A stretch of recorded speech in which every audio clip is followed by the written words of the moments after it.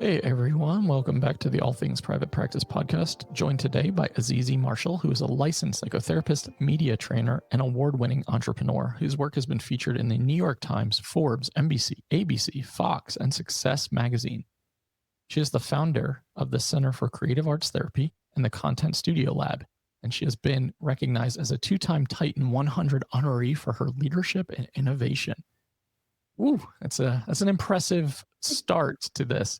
With a unique background as a professional actor and director, Azizi blends psychology, creativity, and performance to help leaders, executives, and therapists alike build resilience, communicate with impact, and create safe, thriving workspaces. She is also an international keynote speaker and author, known for transforming how professionals show up in high-stakes moments with confidence and clarity. Welcome back to the show, and reading your bio is impressive. You've done a lot of incredible things. Thank you. It's so good to be back too. Thank you for inviting me. Yeah, of course. It's been a while. And the last time you were on here, you were talking about like painting rocks and getting therapy referrals because you left them all over your city and ending up on the news for it. So a lot has obviously changed since the last time you were here. Yes, absolutely. Oh my gosh, that takes me back. That was a lot of work, more than I had expected. But the payoff was definitely huge on that one. Sounded like it inspired me, if I'm being honest. I remember leaving that conversation like, wow, I really need to get more creative about how we market for referrals. So we've been talking a lot on this podcast recently, myself included, about pivoting in our careers, of like figuring out our next creative venture, where we are putting our energy and how we are shifting gears. And you have a big one. You've taken on a big project. And I think I'd love to highlight that and talk a little bit about why and what that's been like for you. So can you share a little bit about what you've created and what that looks like right now? Yeah, I have created, and it seems so random, but when people know a little bit more about me, they're like, oh, that makes total sense. So we transitioned into a video and podcast recording studio because a lot of the clients I was working with needed a place to come and practice those skills. And also I was recording in my basement, which is just, it's okay. But when you have children and picking up the toys and then setting the lights and you have to tear everything down before they get home, Yep. it was really frustrating. So to build a space now where people can come, photographers have been using the space, coaches who have their own online training programs or want to do a LinkedIn Live, they're all coming to the studio now to have that that peace and calm and professional setting for the work that they're doing. And it has been so wonderful to see these businesses grow because of using this new space. That's really cool. And I think having a collaborative communal space to create in, and the support and the coaching that you also offer in terms of how to speak, I think, like you said, like a badass. And so many of us maybe have wanted to step into speaking as a form of income or a new career path. Can you share a little bit about what that's like for you and what that's like in terms of like how you're supporting the people who are coming in and want that type of accountability? Yeah, when I first started speaking as myself, I remember a class, it was a speech class, and I had to talk about different ways to do a sit-up or something like that. And I remember my voice was shaking so bad. Sure. And it surprised me because at that point, I was a professional actor. I've been a professional actor since I was 16 years old. It was the fact that I was standing up there in front of my classmates as myself. That's when I was like, oh, what is this? Why is my voice shaking? Why is my neck turning red? This is nothing I had ever experienced. And I realized that when I was standing just vulnerably as myself, that's when I started to have all these judgments and things that were happening in the moment. So learning from my own experience of how to transition that, how to stand in my own power as who I was, not as a character, but then taking a lot of the things I had learned as an actor and connecting that and being able to then spread that love and that knowledge to other people, that has been so helpful in the work that I do now. And so that transition into speaking as myself and being really nervous and using all those tools that I learned as an actor, but then also after getting my degree in community counseling to talk about the psychological effects that happen too when you're speaking, the performance anxiety, working with a lot of artists when I first started working as a therapist as well. Just, they can play the cello, no one's business in rehearsal, but then when it comes time for the performance, the nerves, the fingers start shaking, that affects how the instrument sounds. So all of those things come into play with just working with my clients in general. I love that. And, your experience as a professional actor or an actress has to be such an interesting dynamic in how you show up, not only as a coach and a speaker and a trainer, but as a therapist and a human. Because I know my wife, who's not a professional actress, but has done quite a lot of acting in like local theater.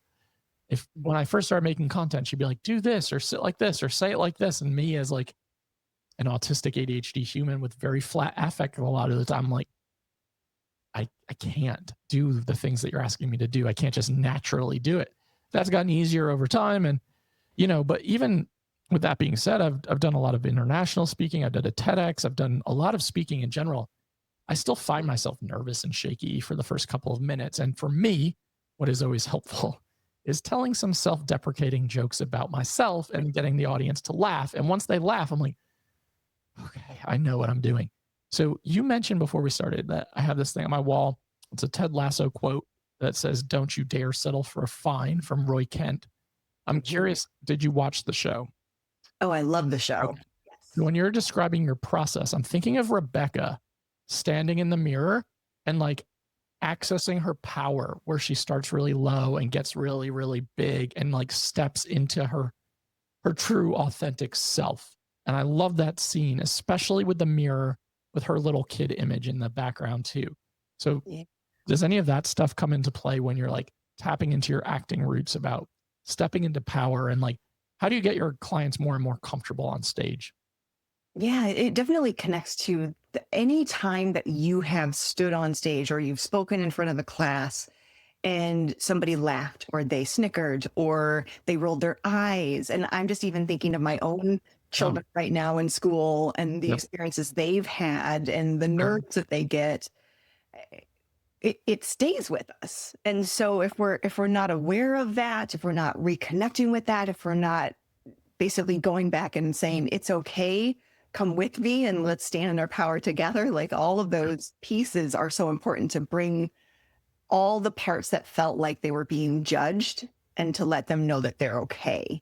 And there's many different steps depending on the individual that we would take to make them feel more confident in standing in front of somebody else, and like little microbursts. And especially being a drama therapist too, we do a lot of acting things out before the event even happens. So they practice all these things before standing on the actual stage. I love that. Yeah. Just being able to rehearse that and act it out and get comfortable with the uncomfortable, because even when you're acting it out or you're practicing, you are experiencing a lot of those jitters. Like when I did my TEDx, I practiced forever because I'm not the type of speaker who scripts things, and doing something off of a script felt so unnatural to me. I remember I was just like killing time in this Airbnb in Colorado Springs, and it was winter time this year, and it's dark and it's cold out, and I'm like doing this speech ad nauseum. And my Airbnb hosts were also weirdly therapists. So we got lunch together one day, and they're like, will you come and practice your TEDx on us in our living room? That's pretty low stakes, like, I'm like, yeah, okay, I can do that. I was so nervous, like even in that space, but it was unbelievably helpful because it helped me get into that rhythm of like, okay, I'm going to feel really anxious in this moment when I'm talking about this specific thing. Ooh, that is really uncomfortable. So it was really, really helpful to have that rehearsal time, and certainly not something that I'm used to. Mm-hmm. Yeah, we actually have been using that a lot with the executives that we work with, because they have to speak to the media about something catastrophic that happened in their organization, or they have to address all of their team members and say, hey, this is how we're moving forward after this big event. Sure. And we practice the heckling, the questions that are going to make them feel highly uncomfortable. Sure. And they can just kind of sit in that, and they're just like, oh, I knew you were going to ask that. So they can get out those automatic responses that they would have. Yep. But then have it come back as a more professional response when they have those moments actually happen. Yeah, that's so great because I think that just allows you to get a little more comfortable and build in those neural pathways too of like, ooh, I need to change how my brain is processing information and reacting.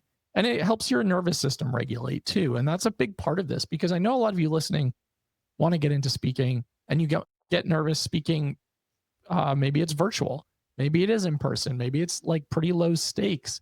But the reality is, I think when we're speaking and we're standing up there, all of that self-doubt, that perfectionism, that imposter syndrome comes over us of like, do I even know what I'm talking about? And that can really keep us frozen and keep us stuck and prevent us from pursuing some of the things that we'd like to be doing. So it sounds like a lot of what you're helping with is navigating through that process and just making people feel more comfortable and embracing who they are.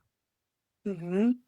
Absolutely. And especially just us in the mental health field, I feel like when we're talking about what we're so passionate about and what we went to school for and studied and live and breathe, that we think everybody knows it too. And there have been so many times where I've done just a basic de-escalation, de-escalating angry customers workshop, and they will come up and say, "Oh my gosh, I never knew that you had to do this," or "that breath was really helpful." And these are things that we use all day, every day. We talk Sure. about all day, every day with our clients, but it's not new news to them.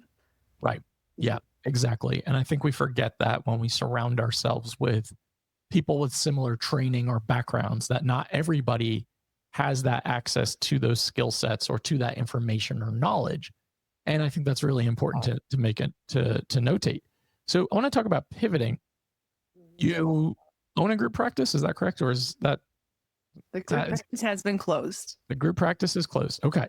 So you have pivoted away from that. Are you still doing therapy at all? I'm doing therapy, but in workplaces still. So that part of my business is still very much active.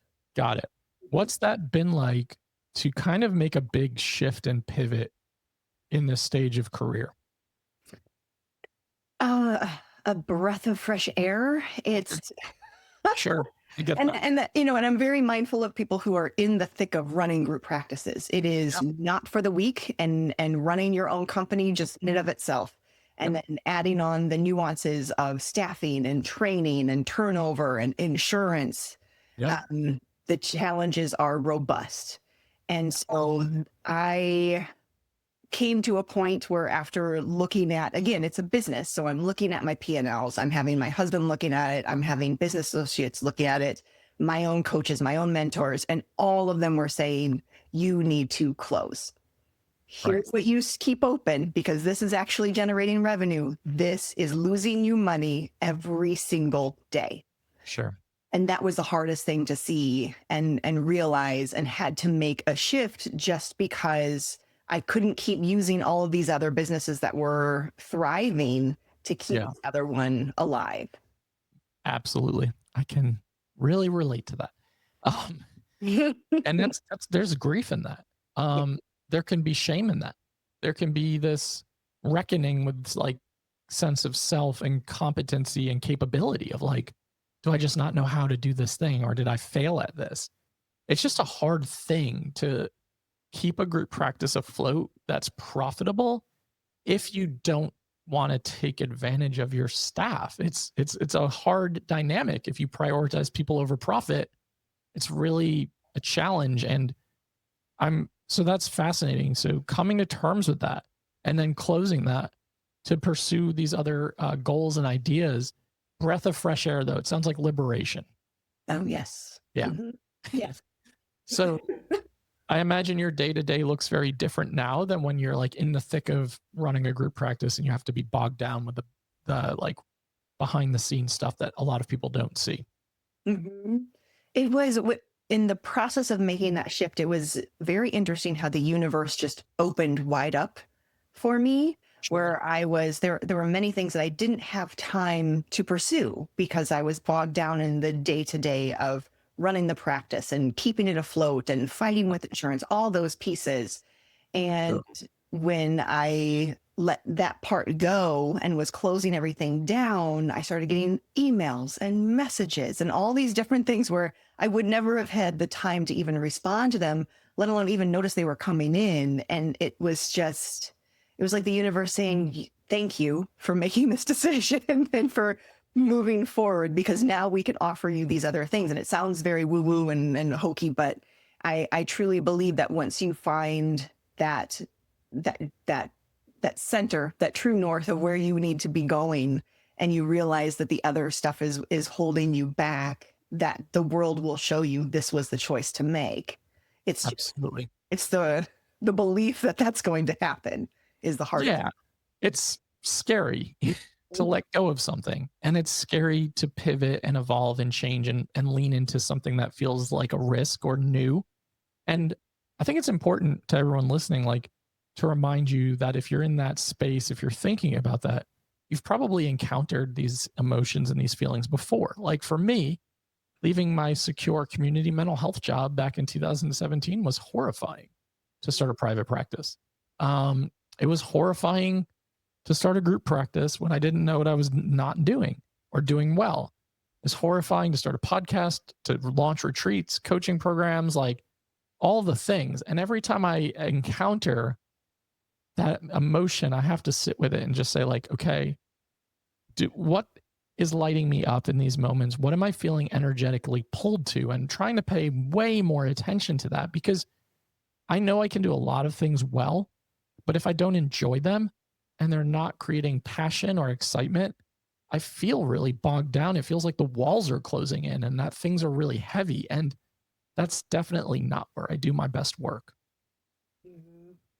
Yeah, it prevents you from pursuing the passions that are actually going to make the most, the biggest waves. I like to say, where when you're bogged down, you can't, you're dog pedaling. You can't even, you're trying to just stay afloat. But when you have this freedom and you know that what you're doing is connected with your true north, with your passion, with what's in alignment to you, then you're swimming, you're making these waves and everybody's feeling them. And the world around you starts to shift. Even the people who are in my life now are, I would say, much more open to other possibilities, just because of who now I'm connecting with and their stories. And I remember shifting from one-to-one therapy to then into the workplaces and getting a lot of pushback from my colleagues, like, oh, you can't do that. Oh, what are you doing? I was like, no, because insurance is preventing me from giving the best treatment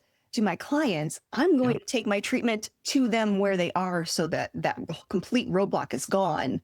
And so that was a huge tidal wave. So instead of just working with one person per hour, I'm now working with entire companies and making a huger shift. So that was much more in alignment into the work that I wanted to do personally. Yeah, that's an enormous amount of impact. And then that ripple effect into the community and how those people are now going to be in a better situation in their workplace. And that's going to create a healthier environment. It makes such a change. And I think it's hard sometimes for therapists, especially, who don't have a lot of business knowledge or expertise, to say, like, what else can I do outside of the one-on-one therapy space? And I just want to highlight, like, so much. Your skills are so valuable and your training is so valuable. And it's probably more so needed now more than it ever has been, because the state of the world is pretty rough and people are struggling. And I think it's important to think about all of the ways that you can create those waves and that impact and have that that touch point with a larger audience as well. Mm-hmm. And that's the thing. The ones that I've been able to connect with are not ones that you would see outwardly struggling. Right. Especially a lot of my clients are executives, high level, high profile clients, and you don't see them ever posting about the divorce they're going through, the mental health issues that their children are experiencing, and the caregiving. Like, they don't see any of that. And I think that's been another struggle with what the world is going through, is everybody sees this perfect image of people. They don't see even what's underneath, even just the first layer, let alone what's truly going on underneath. 100%. Yeah. Couldn't say it better myself. They don't see the burnout that people are going through and all of the impact that has mental health wise, substance use wise, on relationships, etc. So very well said. for those who are listening, if they want to work with you, if they want to come to your studio, if they want to do coaching, like how do you approach that? How do they find you? Like, what's that look like?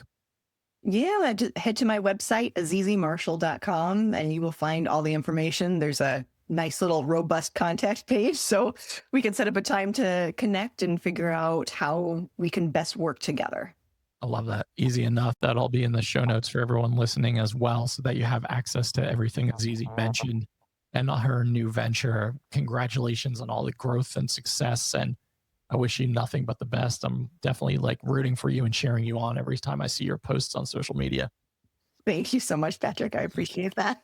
You're so welcome. And to everyone listening to the All Things Private Practice podcast, new episodes are out on Saturdays on all major platforms and YouTube. Like, download, subscribe, share, doubt yourself, do it anyway. See you next week.